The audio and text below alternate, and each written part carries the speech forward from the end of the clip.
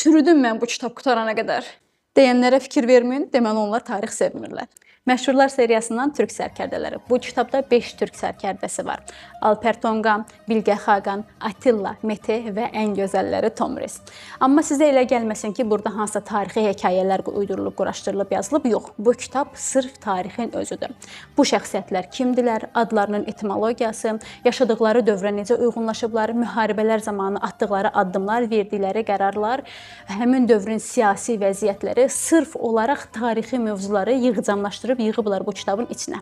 Kitabı əlinizə alanda nəzərə alın ki, kitab tarixi kitabdır. Ondan sonra başlayın kitabınızı oxumağa.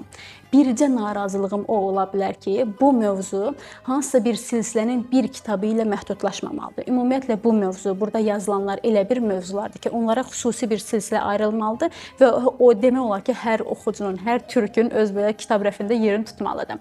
Təbii ki, başa düşürəm, bədii ədəbiyyat deyil deyə o qədər güclü satılmaz, o qədər yaxşı satılmaz belə deyim, amma ki, o qədər ixtisası bu olanlar, türkologiya ilə maraqlananlar, sadəcə olaraq türk aşiqi olanlar var ki, onların əlinin altında bu kitablardan olsa, məncə onlar hər dəfə ləzzət alıb açıb bu kitabı vərəqləyərlər. Həm də bilmək olmaz, bəlkə burada olan adlara, onların mənalarına o qədər aşiq olarlar ki, o adları öz uşaqlarına verərlər.